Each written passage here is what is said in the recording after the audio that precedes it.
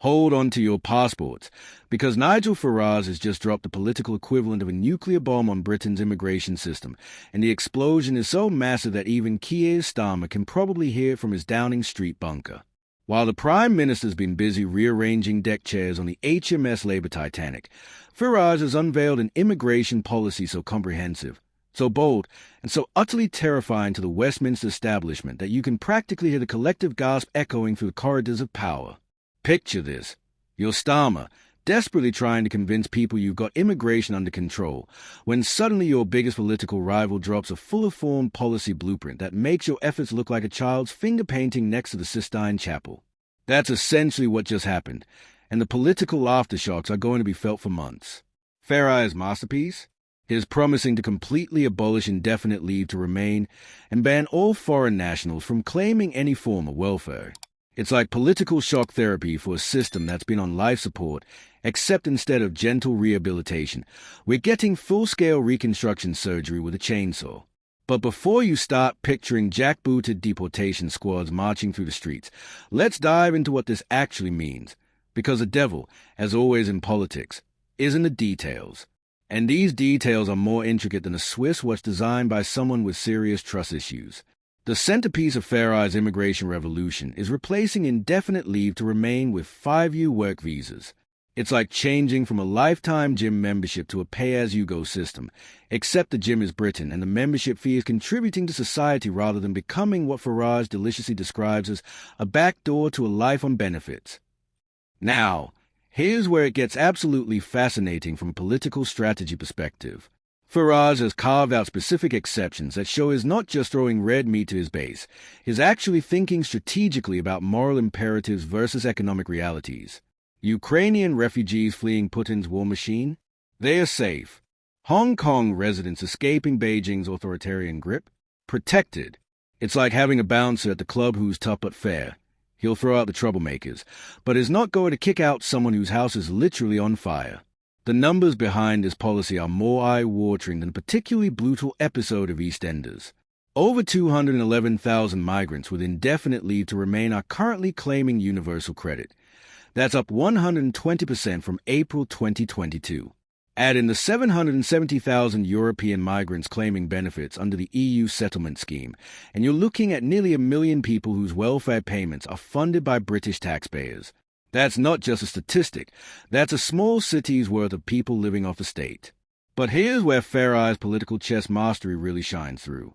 He's not just proposing to cut benefits, he's restructuring the entire framework of how Britain thinks about immigration and integration. The new system would require anyone already granted settlement rights to reapply every 5 years, proving they're contributing rather than just existing.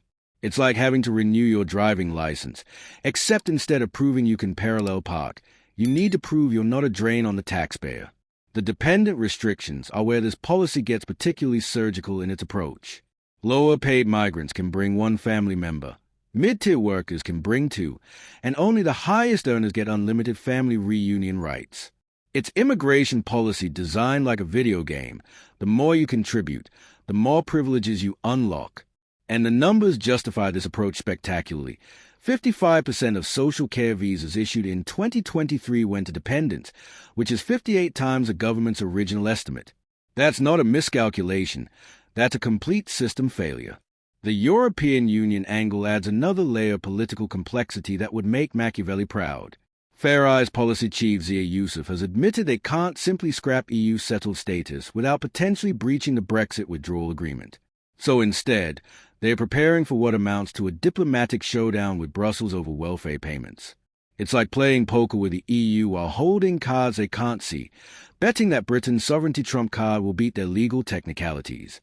The timing of this announcement is politically exquisite, with net migration hitting 906,000 in the year to June 2023, and the first wave of Boris Johnson-era migrants eligible to apply for indefinite leave to remain from January.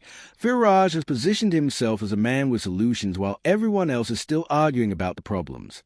What's particularly devastating for Starmer is how this policy framework addresses every major immigration concern while maintaining humanitarian principles. It's tough but fair, comprehensive but nuanced, and most importantly, it's actually implementable rather than just wishful thinking dressed up as policy. The The psychological impact on Labour MPs must be absolutely crushing. They spent months trying to look tough on immigration while maintaining their progressive credentials, performing political gymnastics that would make Olympic athletes jealous. Then along comes Farage with a policy that's both hard-aligned and more morally defensible than anything they've managed to produce. But perhaps the most brilliant aspect of Farage's strategy is how he's framed this as being about fairness rather than xenophobia. We want people here who work and pay taxes, he says, positioning this not as anti-immigration but as pro-contribution. It's like rebranding a diet as a lifestyle choice. Same result, much better marketing. The research backing this policy reads like a horror story for anyone trying to defend the current system. Over 2 million visas were issued between January 2021 and June 2024, potentially creating a pathway for 800,000 people to claim indefinite leave to remain and access the full range of British benefits and services. That's not sustainable immigration policy. That's a demographic time bomb with a very short fuse. What makes this particularly painful for Starmer's government is a complete absence of any comparable policy framework from Labour. While they've been busy with focus groups and position papers, Farage has delivered a comprehensive alternative that addresses every aspect of the immigration challenge. It's like showing up to a policy debate with a water pistol while your opponents brought a tank. The broader political implications are staggering. If Reform UK can demonstrate they have serious, implementable policies on the issues that matter most to voters, they stop being a protest vote and become a genuine alternative government. That's not just embarrassing for the traditional parties, that's potentially existential.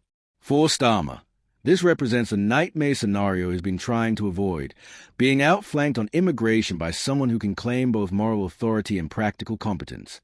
It's like being beaten at chess by someone who's also better at explaining the rules to spectators. Thanks for watching UK Secrets, where we decode the policies that could reshape Britain before they reshape us.